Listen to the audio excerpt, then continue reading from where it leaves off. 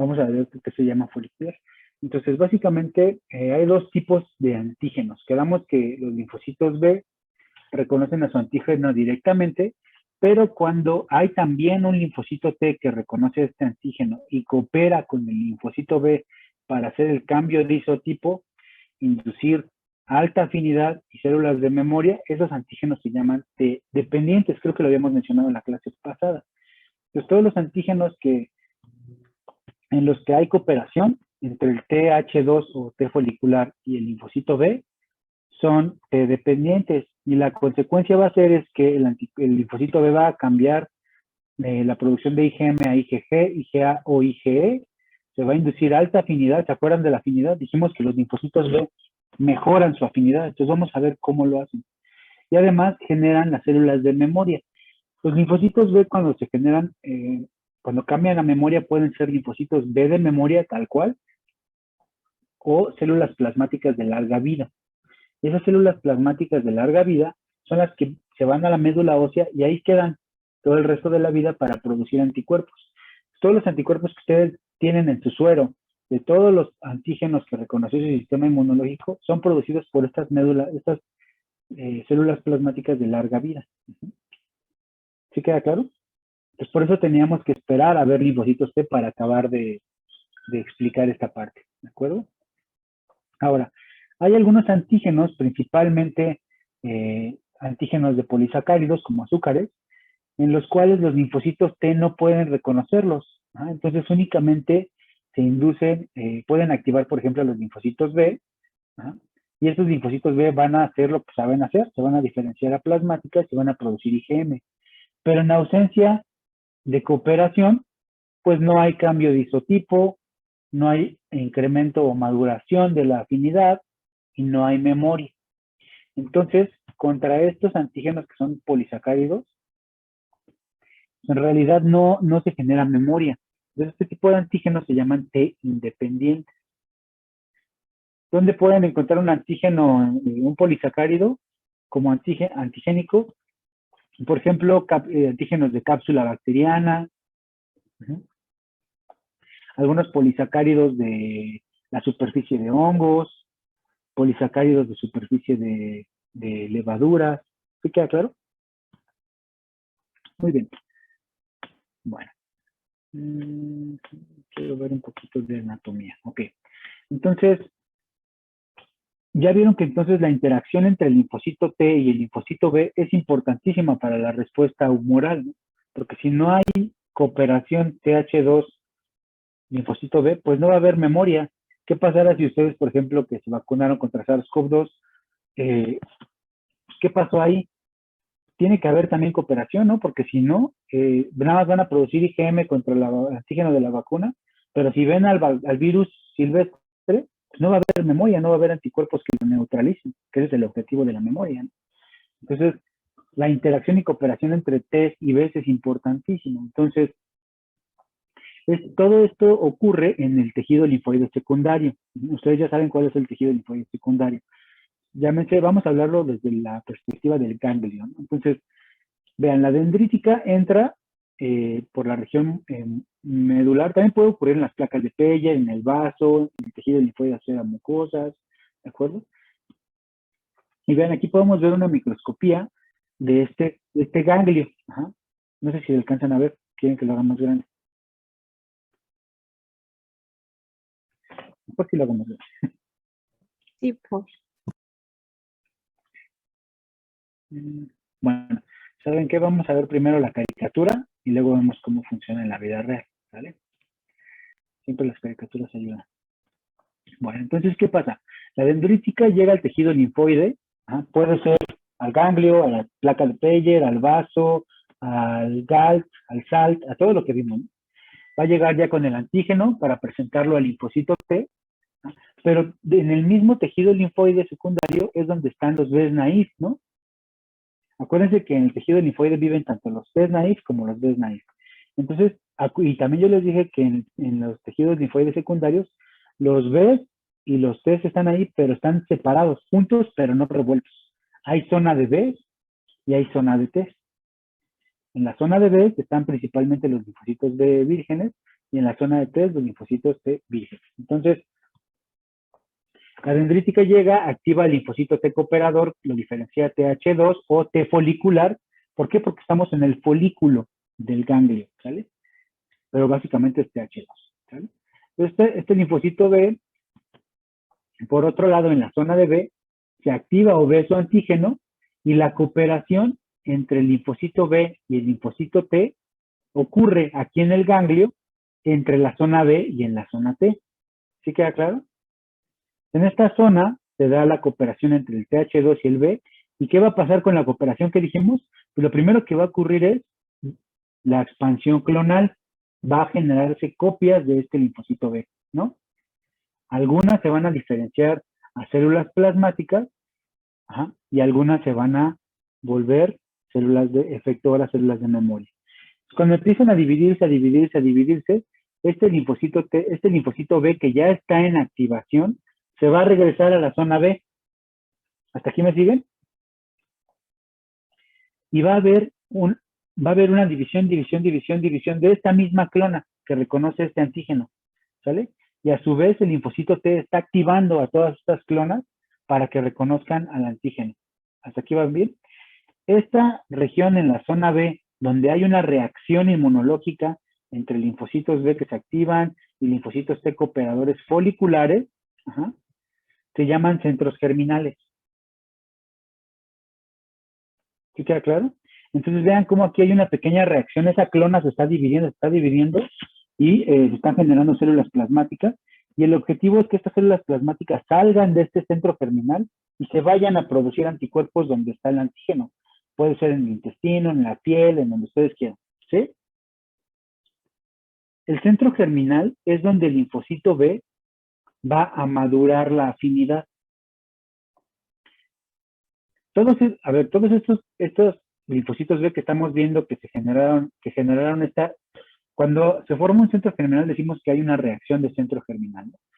Estos linfocitos que formaron la reacción de centro germinal no son más que copias de este, ¿no? Son copias de este linfocito B. ¿Estamos de acuerdo? Entonces, hipotéticamente todos producen el mismo anticuerpo, porque son copias de la misma célula. ¿Sí estamos de acuerdo en eso? Pues todas estas saben producir el mismo anticuerpo. ¿Cómo es que maduran la afinidad? Vamos a verlo ahorita que veamos el mecanismo de maduración de la afinidad. Entonces, vean, aquí tenemos la presentación antigénica, la cooperación, se forma el centro germinal con la cooperación del linfocito T y se da el centro germinal. Si hacemos un corte histológico, vamos a ver así como una manchita en el tejido linfoide secundario. ¿Sale? Tengo fotos más bonitas. Vean, aquí tenemos un ejemplo de un ganglio de un ratoncito que todavía no hace centro germinal, ¿no? Y aquí se marcaron los linfocitos, digamos, activos en verde, ¿sale? Entonces vean cómo al principio, sin tratamiento, pues no hay muchos verdes, ¿no? Ya después que se indujo la activación o se inmunizó a este animalito, se inyectó el antígeno, se generaron las reacciones que vimos en la caricatura. Obviamente aquí no lo estamos viendo, pero sabemos qué pasa. ¿Por qué? Porque vean cuántos verdes están apareciendo. Este incremento en puntos verdes no es más que esto. Esta clona se empezó a dividir y a diferenciar a plasmáticas. Y aquí en el ganglio estamos viendo un incremento de estas células activas. ¿Ya vieron? Y llega a ser tan evidente que se ven muy bien. Incluso hay microscopía supravital, es decir, lo podemos ver en cómo se mueven las células en el ganglio y cómo se acumulan estas copias de clonas. Ven, están estas células. Ve siempre en cooperación. Bueno, esto no vamos a ver tan a detalle. Entonces, ahora sí, aquí vamos a hacer grandota. Es una forma de la misma reacción. Vamos a hacerla grandota. A lo mejor con esta imagen queda un poquito más clara. ¿Sí la ven todos? Pues vean, aquí está un ganglio. Si hiciéramos un corte, aquí está el ganglio. Aquí lo veríamos cómo se ven, si ustedes agarran un ganglio y lo cortan a la mitad, así se vería, ¿sale? Aquí tenemos la parte capsular, la parte más externa se llama capsular, ¿sí? Y esto, cada uno de estos gajitos, digamos, es un folículo, ¿sale? Por eso los T's que van al folículo son foliculares, ¿sale? Ahora, vean esta manchita que está en este folículo, ¿ya vieron? Esta manchita es un centro germinal. Y en ese centro germinal, ¿por qué algunos folículos no tienen manchita? Porque en ese momento no se está ocupando las clonas que están en este folículo. Este folículo tiene manchita porque en este momento el individuo activó a una clona que habitaba en ese folículo. Entonces, cuando hay una evidencia de centro germinal en el folículo, decimos que es un folículo primario. Entonces, ¿qué pasa? Yo agarro este folículo, donde está el centro germinal, lo corto, y lo hago, y me acerco todavía más, ¿no? ¿Qué está pasando en ese folículo? Hago un corte histológico y marco con fluorescencia, en azul, todos los linfocitos B, en rojo los linfocitos T, y en verde los linfocitos B activos, los que están haciendo reacción de centro germinal. ¿Sí me siguen en este experimento? Inyecto al ratoncito con el antígeno que reconocen estos linfocitos T y estos linfocitos B. ¿Qué va a pasar? La dendrítica va a fagocitar el antígeno, va a ir al ganglio, le va a preguntar a los test, ¿reconocen este antígeno? Van a activarlo, lo van a volver TH2, y TH2 aquí entre la zona B y la zona T va a buscar a la clona para cooperar y va a iniciar la reacción de centro germinal. ¿Sí me siguen? El linfocito B también ya se está activando porque reconoce directamente el antígeno. Y vean, al día 1 ya podemos ver algunos linfocitos activos, ¿ya vieron? Al día 2, al día 3, vean al día 4. Por eso es que la respuesta adaptativa toma días. Por eso es que les dicen, ahora que se vacunaron, no están protegidos inmediatamente. ¿Por qué? Porque tienen que dejar que se formen sus centros germinales, tienen que dejar que madure la respuesta de B, que haya la cooperación, y esto toma días. Y aquí todavía no termina, aquí se está generando la reacción de centro germinal y todavía tiene que regresar ese linfocito B a producir el anticuerpo. ¿Ya vieron? ¿Sí queda claro? Muy bien. Ahora sí, vamos a ver, ¿sí ven la pantalla, ven la presentación? ¿O ya dejaron de ver? No, se sigue Sí se ve. viendo las imágenes. Ok, entonces, muy bien. Entonces, ¿cómo es que qué pasa en ese centro germinal? ¿Por qué el linfocito B mejora su anticuerpo? Básicamente en ese centro germinal, como ya tenemos muchas copias de ese mismo linfocito que produce el mismo anticuerpo, ocurre un proceso que induce que ese anticuerpo mejore. Es decir, ¿se acuerdan del dibujo de la afinidad? Donde había interacción con 3 puntitos, se está intentando que ahora haya 5 o 6 puntos de interacción, pues, que incremente la afinidad. Y eso se logra con el mecanismo que se llama hipermutación somática.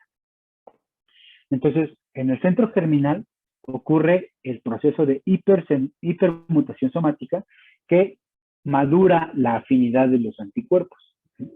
Entonces, normalmente lo que hacen estos linfocitos, todos esos linfocitos que están en el centro germinal, empiezan a generar mutaciones, un montón de mutaciones, pero no en todo su genoma. Significa para el anticuerpo, ¿no? Vamos a ver un ejemplo. ¿Se acuerdan de las determinantes de complementariedad? Bueno, si no se acuerdan, creo que va a ser más fácil traer el dibujito. ¿Hasta aquí vamos bien? Esta es una clase un poquito más compleja, ¿no? Porque tiene muchos mecanismos, ¿no? Pero ustedes saben que ya están más que preparados para ello. Que me voy a traer esta imagen para acá. ¿No hay dudas? ¿Nada?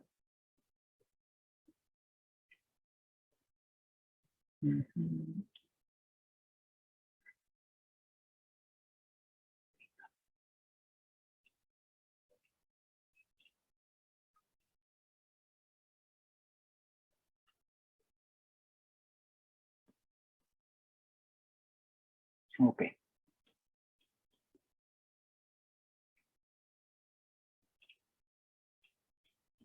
Muy bien. ¿Ahí ven la presentación todos? Sí. Ok, entonces, ¿se acuerdan del anticuerpo? Quedamos que las regiones que reconocen al antígeno son estas regiones en la región variable, ¿no? Y estas regiones son las determinantes de complementariedad, ¿no? Vean estos huequitos, ¿no? Entonces, ¿qué pasa? Y estos huequitos, por supuesto, están en el genoma del linfocito B porque es lo que obtuvo de su recombinación en la médula ósea. ¿Sí me sigue? Entonces, en el centro germinal, lo que hacen estos linfocitos es empezarle a meter mutaciones en su secuencia que codifica para estas regiones de complementariedad. Mutaciones aleatorias, ¿no? Por ejemplo, aquí tenemos el mismo experimento, ¿no? Al individuo, digamos a un ratoncito, se le expone al antígeno en una exposición primaria y en el día 7, que es donde empiezan a formarse 4 a 7 los primeros centros germinales, hay algunas mutaciones. Cada uno de estos puntitos ejemplifica una mutación, ¿sale? Entonces, el linfocito B, el anticuerpo normal, sin ninguna mutación, tiene una constante de disociación de 2.8 por 10 a la menos 7 molar. ¿Qué significa? Que es muy afín a su antígeno, ¿no? ¿Hasta aquí me siguen? Pero si yo le empiezo a meter a los días 7, empieza a haber mutaciones. ¿Y qué va a pasar? Pues estas determinantes de complementariedad puede ser que esa mutación haga que en lugar de que lo agarre de 3 deditos, ahora lo agarre de 2, o de 1, o de 6, o de 5. El linfocito no sabe. Por eso es que es aleatorio. Vean, por ejemplo, empieza a haber mutaciones aquí por ahí del día 7 y ya empieza a cambiar la afinidad, ¿no? En algunos casos empeora, ¿no? Por ejemplo, si sube este número, significa que la afinidad disminuye. En esta clona, por ejemplo, la afinidad es 3.7 por 10 a la menos 7. Entonces, esta mutación pues, no sirvió. Este linfocito ya echó a perder su anticuerpo y lo podemos matar. Total, tenemos copias de él, ¿no? Porque hubo expansión clonal. Pero ¿qué pasa en el día 14? Ya empezamos a generar más y más mutaciones. Y vean, este número se está haciendo todavía más chiquito. Entonces, eso significa que está incrementando la afinidad. Entonces, ahora estas mutaciones, si agarraban al antígeno con 3 deditos, ahora ya lo están agarrando con 6, 5, ¿no? Las interacciones moleculares se incrementaron. Ahora, ¿qué pasa en una infección secundaria? Es decir, cuando este individuo ya ve el antígeno nuevamente. La hipermutación somática de estos linfocitos B, que ya son de memoria, es todavía más abundante y vean, todavía más pequeña la constante de disociación. Terciaria, pues vean, todavía más y más. Y vean, ya incluso va hasta niveles muy, muy pequeñitos. Es decir, órdenes de magnitud 10, 100 veces más afinidad adquiere el anticuerpo. ¿Sí queda claro? Entonces, con la hipermutación somática, se agregan nucleótidos individuales en las regiones de variabilidad y unión. ¿Se acuerdan de estas regiones? Que cuando el linfocito tuvo que madurar, escogió una, escogió otra. Pues nada, tiene una o dos, ¿no? Digamos. En esas que tiene, empieza a meterle mutaciones, arriesgando a que pierda, ¿no? Porque es como si apostara. El linfocito puede, si hay 100 copias de la expansión clonal, uno dice, bueno, yo apuesto por este nucleótido. No, pues, ¿sí están viendo mi diapositiva? Sí, Ok. se ve, pero no sé si ya la cambió. Estamos en la hipermutación somática. Solo que no se ve Mejor la como voy a ver. presentación completa. Ahí yo estoy hablando como loco. ¿Ven esta diapositiva? Sí. Ya. Sí, ya. Ok. Entonces, explicando otra vez, esas son las determinantes de complementariedad de estos huequitos. Ajá. Y aquí serían las secuencias, ¿no? Las secuencias originales tienen esta afinidad de 2.8. En la infección primaria, estas mutaciones pueden empeorarla o mejorarla, ¿no? Por ejemplo, algunas mejores. En este caso, en esta infección primaria, por ejemplo, esta clona que mejoró la afinidad a 0.5.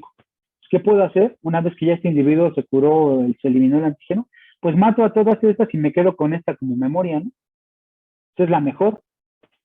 Así cuando llegue la exposición secundaria, ¿qué va a pasar? Yo ya no empiezo en 2.8, yo ya empiezo en 0.5.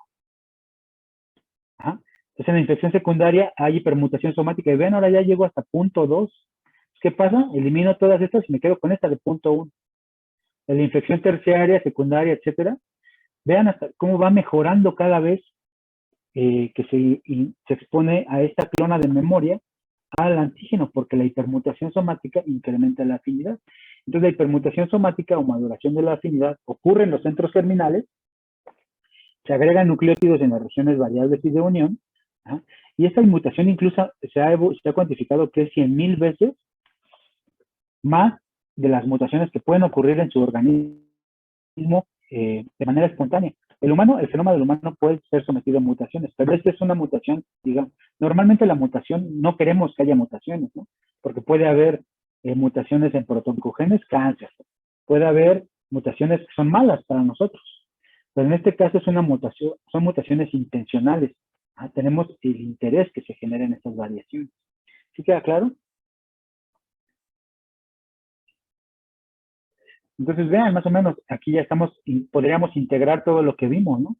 La dendrítica llega de la mucosa, se fagocitó a su antígeno, se fue por la linfa y migró, o fagocitó en el intestino y en la placa de Peyer llega ahí a la placa, en las primeras horas o incluso minutos, ¿no? Llega aquí al ganglio, y lo primero que ocurre, sale de la linfa y empieza a presentar antígenos a los linfocitos. Pueden ser CD8 o CD4. ¿Sí seguimos? Por otro lado, el linfocito B, en la región B, en el folículo, interacciona con el antígeno y empieza a activarse. ¿Sí? Entonces vean cómo son los dos lados de la historia. Los linfocitos T se empiezan a activar. Los citotóxicos pues no necesitan más. Ya se activaron aproximadamente entre 24 y 96 horas. Ya tenemos linfocitos T de 8 citotóxicos y estos se pueden ir a cumplir su función a donde tienen que ir, pulmón, piel, etc. Los linfocitos TCD4 se acercan a la zona B para cooperar con los linfocitos B que ya se activaron, pero que nada más saben producir IgM.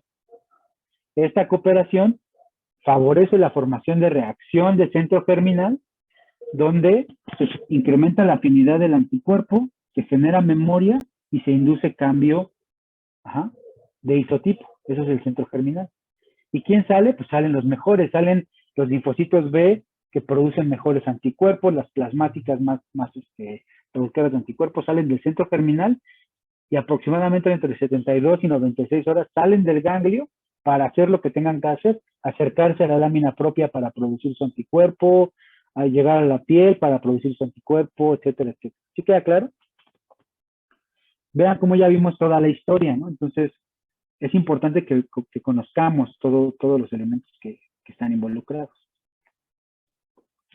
Y así se ven los centros germinales. Vean, este es un experimento bien bonito porque, bueno, yo nunca lo había visto, siempre aprendí centros germinales con caricaturas de lavas. Pero ese es un experimento muy bonito en el cual generaron un ratoncito en el que identificaron una clona, que reconoce cada clona de linfocitos B con diferentes colores. Entonces vean, si ustedes pudieran colorear cada clona con diferente color, se vería así un folículo. Cada color es diferente. Entonces obviamente aquí hay algunas que son repetidas, pero bueno, la idea es que las clonas son diferentes y por lo tanto los colores son diferentes. Pero vean cómo se ve una reacción de centro germinal. En este caso, entró en expansión clonal una clona rosa, que tiene una especificidad. En este caso, una azul. ¿Ya vieron? Entonces, eso es una evidencia así irrefutable de que ocurre lo que ya se había experimentado de manera independiente o hipotética o genética. Entonces, este es uno de los procesos más costosos energéticamente para el individuo, pero también más eficientes, porque nos quedamos con todas estas clonas se van a eliminar por apoptosis y únicamente nos vamos a quedar con las células plasmáticas de larga vida y los linfocitos B de memoria que tengan mayor afinidad por el antígeno. ¿Sí? ¿Dudas?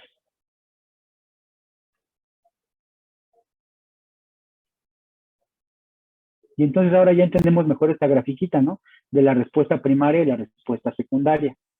En la respuesta primaria El linfocito B, pues es muy inocente, virgen, apenas va a ver su antígeno por primera vez, ¿sale? Reconoce su antígeno, produce IgM, coopera con los TH2 para producir IgM, IgG principalmente. Se elimina el antígeno, se matan todas las células que se dividieron en la expansión clonal y me quedo con células plasmáticas de larga vida y linfocitos B que tuvieron la mayor afinidad. Y esos anticuerpos los sigue produciendo toda la vida el individuo. Entonces, digamos, si sus pacientes, es más, vamos a poner a SARS-CoV-2 como ejemplo. SARS-CoV-2, el individuo se infectó y normalmente tarda aproximadamente 5 días en presentar manifestaciones clínicas, ¿no? Empieza con un cuadro catarral, etcétera, y se complica por ahí del día 7 u 8. Llega al hospital, ustedes están en ese hospital. El doctor, le hacemos prueba de COVID. No, nada más tenemos de anticuerpos. Bueno, pues háganle anticuerpos. Al paciente les va a llegar por ahí del día, póngale 10, ¿no? Si le hacen la prueba de anticuerpos, ¿qué anticuerpos van a salir si nada más se ha infectado una vez con COVID, con SARS-CoV-2? Pues les pueden salir tanto IgM como IgG, ¿no? Porque es una respuesta primaria. Pero puede ser que el individuo ya hasta haya eliminado al virus, ¿no? Porque que haya anticuerpos no significa que haya virus. Que haya anticuerpos solamente significa que el linfocito B en el día 2 o 3 vio al virus y siguió todo su proceso de activación. ¿Sí queda claro? ¿Qué pasa si ustedes encuentran únicamente puras IgG, ¿no? Digamos, una alta concentración de IgG. Lo más probable es o que estemos por acá, ya más allá del día del cambio de isotipo, o que sea una exposición secundaria. Esto es útil para el diagnóstico, por ejemplo, de enfermedades crónicas, ¿no? ¿Qué les dicen en los mandamientos de HIV? ¡Hey! Silencio. La ELISA es la prueba de tamizaje para HIV, ¿no? Es lo que les dice. ¿Qué busca la ELISA? Anticuerpos, ¿sabes? Y el Western Blot también hace lo mismo, nada más que se buscan más antígenos, pero más anticuerpos contra más antígenos. Pero que, si ustedes encuentran que este paciente tiene ya sea IgG o IgM contra antígenos de HIV, ¿significa que tiene el virus? Puede ser, ¿no? Porque HIV sí genera latencia. Porque si ustedes recuerdan, bueno, vamos a ver HIV cuando veamos inmunodeficiencia. Este virus lo que puede hacer es integrarse al cromosoma del linfocito T. Entonces, si el individuo cuando se infecta con HIV, es probable que lo tenga ya para siempre. Entonces, si encuentran anticuerpos en su paciente, pues es probable que sí tenga el paciente HIV, ¿no? No significa que tenga inmunodeficiencia, porque eso ya depende de otros factores. A lo mejor también se puede entender por herpes, ¿no? Herpes también tiene ese proceso de latencia. Herpes se oculta en las neuronas sensoriales. Si ustedes se hacen una ELISA contra herpes y no encuentran anticuerpos, pues significa que no tienen latencia, herpes en estado de latencia. Pero si encuentran anticuerpos, es probable que alguna neurona sensorial por ahí tenga al virus en forma latente. ¿Sí queda claro? Para infecciones que se resuelven por completo, es decir, que se elimina por completo el patógeno, pues en realidad no tiene mucho valor diagnóstico, ¿no? Porque pues, influenza, SARS-CoV-2, dengue, todos los que se eliminan, si ves anticuerpos, obviamente vas a ver anticuerpos, ¿no? Significa que es, por ejemplo, si ustedes les busco anticuerpos contra salmonela, ¿me va a salir positivo?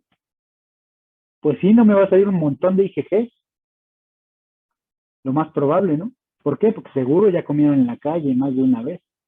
Y seguro les dio diarrea, aunque no les hayan diagnosticado salmonela, pero probablemente fue salmonela. ¿Pero significa que tienen a la bacteria en ese momento? No, simplemente que hay células plasmáticas de larga vida en su médula ósea que están produciendo anticuerpos.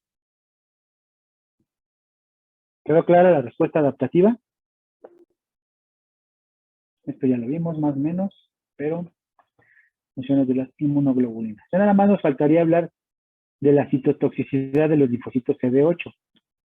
Es muy similar a la citotoxicidad que hacía la NK. ¿Se acuerdan cómo mataba la NK a su célula blanco?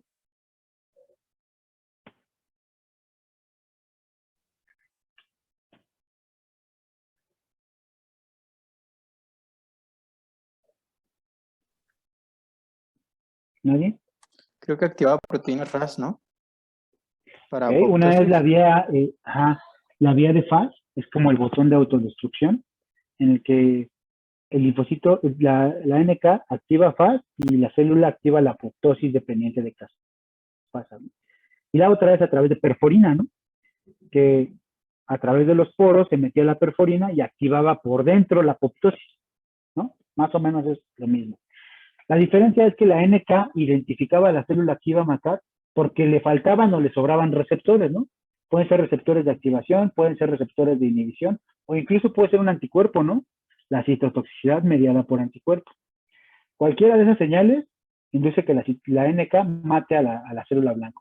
Para el caso de los CD8 citotóxicos, solamente van a matar a la célula blanco que exprese el antígeno que reconoce su PCR en el MHC clase 1. Es decir, si recordamos toda la historia que vimos acá, perdonen, están muy lejos aquí. Entonces, ¿qué pasa cuando necesitamos a los citotóxicos? Digamos, cuando tenemos una infección, ¿no? La dendrítica se fagocitó al virus, se fue al ganglio, pero en este caso activó el linfocito CD8 por la presentación del antígeno en el MHC. En este caso, este linfocito CD8 es virgen. Estamos en el ganglio o en el tejido del linfoide secundario. ¿Sale? Hay expansión clonal, activación y se vuelve efector, se vuelve citotóxico.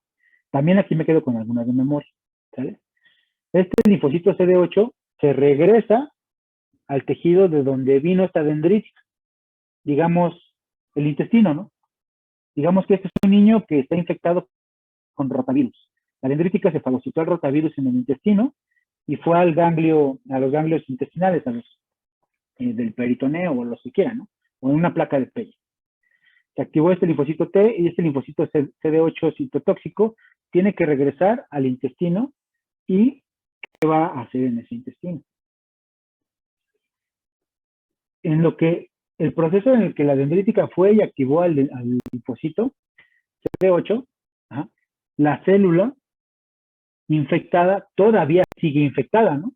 Digamos, el enterocito epitelial está infectado con rotavirus.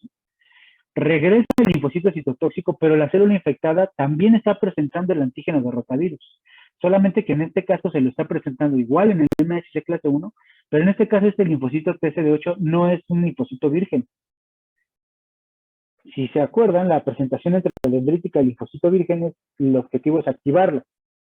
En este caso, el objetivo es que el linfocito CD8 vea cuáles las células están infectadas, porque va a regresar el linfocito CD8 del ganglio y va a decir, ¿cuál es la célula infectada? Los linfocitos CD8 no tienen ojos para ver.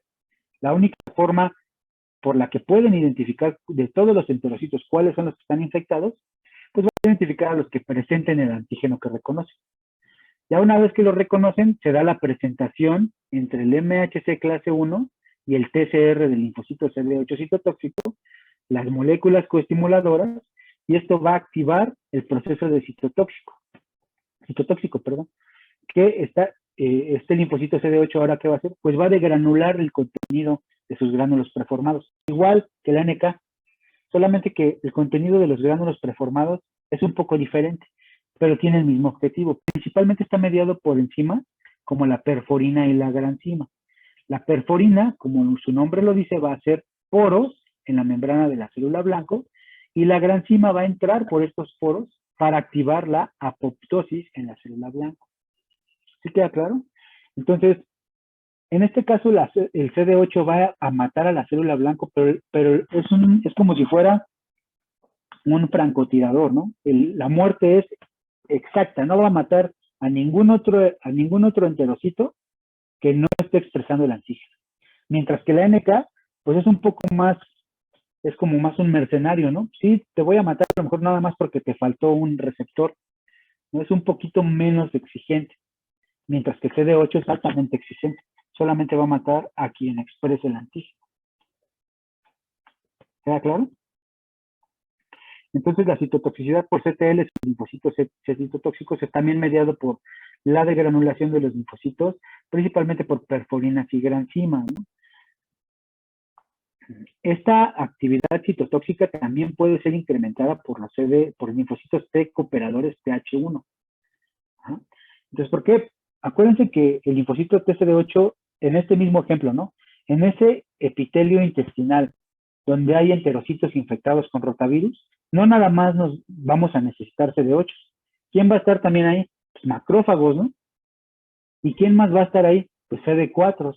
Pero en este caso necesitamos que los CD4 sean TH1 para que nos ayuden a que cooperen con el macrófago que está fagocitando, que está internalizando patógenos intracelulares, pero también va a cooperar con los CD8 para que sean más citotóxicos. Si la cooperación TH1 macrófago no funciona, el CD8 dice, bueno, ¿sabes qué, macrófago? Tuviste tu chance, mejor muere, por el bien de este intestino. ¿Sí queda claro? Y un CD8 puede matar a varias células blanco. Ajá. No se necesita, no es que ya mató a una célula y ya es 1-1, ¿no? Un linfocito citotóxico reconoce la célula blanco, la mata, se libera y puede ir a buscar a otra. Entonces se recicla el CD8 hasta que se elimina por completo el estímulo. Y ven, aquí podemos ver una microscopía electrónica de cómo se vería. Esta es la célula blanco, target cell, y este es el linfocito TCD8 citotóxico. Y vean cómo se da esta interacción. El linfocito CD8 identifica aquí el MHC y las moléculas de coestimulación, y se da esta sinapsis bastante íntima. En esta sinapsis se degranula el CD8 con la porina y las granzimas, y además de la porina, la perforina y las granzimas, hay varias granzimas, hay otras enzimas, ¿no? ¿Se acuerdan que la NK también tenía enzimas que eran muy, muy tóxicas? Bueno, también en este caso tenemos como la leucoficina, catepsina C, proteoglicanos, muchos componentes. Muchos de ellos tienen como objetivo ser citotóxicos. ¿Por qué? Porque el linfocito T es citotóxico. ¿Vale? ¿Y cuál es el objetivo? También pueden activar FAS, con FAS ligando, se activa la apoptosis por caspasas, o la perforina en las granzimas lo que van a hacer es activar a la apoptosis, pero desde adentro, ¿sale? Entonces, ambas vías, tanto la exógena como la endógena, van a inducir apoptosis, que es la muerte celular programada. Entonces, el objetivo es que el linfocito CD8 llegue y mate a la célula infectada, induciendo la menor inflamación posible. Acuérdense que la apoptosis no induce inflamación, porque no libera DAMPs. La necrosis sí genera inflamación porque hace que explote la célula. ¿Sí queda claro? Bueno, es más de lo mismo. Y vamos a ver un video para que vean que sí ocurre en la vida real. Vean, aquí tenemos un ejemplo. Estas rojas son células blanco, digamos, células infectadas. Y vean, el núcleo en este caso está teñido de azul. Vean que en este caso aquí hay otra célula vecina. Pues sabemos que es una célula porque tiene núcleo, ¿no? Pero no está teñida de rojo. ¿Qué significa? Que no está infectada. En rojo, digamos, estamos teniendo al virus, ¿no? Y el CD8 es este verdecito. Ya identificó esa célula infectada y vean, ya empezó la adhesión. Ahí empieza a desgranularse. Y empieza a activar la apoptosis. Son varios ejemplos del mismo mecanismo. Ahorita vamos a ver cómo se activa la apoptosis. Pues vean cómo, en este caso, los gránulos empiezan bueno, los linfocitos CD8 se empiezan a desgranular. Aquí son varias interacciones, pero va a ser más cercano. Así se ven en la vida real los linfocitos. Normalmente nos los dibujan como circulares, pero se mueven, son muy, muy móviles. Ahora es impresionante con la definición con la que podemos ver estas células. Entonces es un linfocito CD8 que va a matar a su célula blanco. Ahí está. Esa es la célula blanco y vean cómo empieza la interacción entre las dos membranas. Los gránulos preformados empiezan a moverse hasta esta zona de interacción y se empieza a inyectar. Aquí están tiñendo los gránulos, vean. Estos gránulos preformados de granzima, perforina, todo lo que vimos en la tabla pasada, se acercan a esta región de interacción y se van a degranular en este sitio que están íntimamente juntas las células. ¿Ya vieron cómo se mueven? Es el beso de la muerte, le decían cuando vi yo inmuno, ¿no? Que pues básicamente esa célula ya está sentenciada a morir. Estos gránulos van a inducir su apoptosis. No sé, a ustedes, pero a mí me impresiona el detalle con la que podemos ver esta célula. Esos gránulos van a inducir la muerte en la célula blanco y vean, esta célula blanco que está infectada, pues ese es un fibroblasto. Vean cómo se muere, se despega y lo que va a ocurrir ahora es que se van a formar cuerpos apoptóticos. Y estos cuerpos apoptóticos se los va a comer el macrófago. Y ya, no pasó nada. ¿Vale? Entonces los citotóxicos responden principalmente contra patógenos intracelulares, principalmente contra virus, ¿no? Ustedes ya saben si les dijeran cómo es la respuesta contra virus, bueno, pues lo primero que se producen son interferones de tipo 1.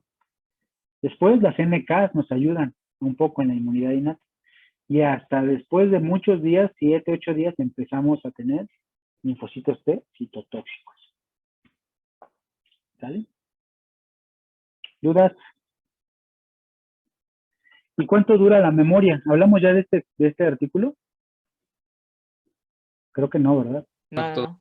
No, No, yo recuerdo Hablamos que de la mi influencia. amigo que era de la influencia y que algunos eran como hasta 100 años o más dependiendo del virus. No porque haya durado 100 años significa que todos vamos a tener esa memoria, simplemente va a ser dependiendo tanto de nosotros como del tipo de virus, por así decirlo. Pero sí que Es creo que sí correcto. lo he hecho.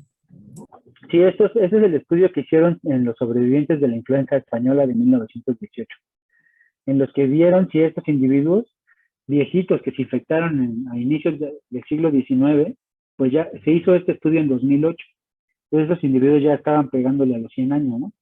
Entonces, les tomaron muestras para ver si todavía había anticuerpos contra influenza española. Entonces, básicamente lo que hicieron, pero ya no existe el virus de la influenza española, ¿no? Generó la pandemia en 1918. Lo interesante de este artículo es que este grupo, a partir de muestras de parafina que están todavía conservados en registros médicos, rescataron y revivieron el antígeno del virus. Entonces pudieron hacer una ELISA con el antígeno de hace 100 años.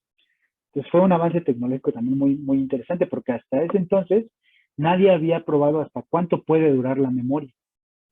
Entonces, en este caso, esos son ELISAs mundanas como las que usamos para el diagnóstico, pero en este caso se ocupó el antígeno de influenza de 1918 y el suero de los sobrevivientes.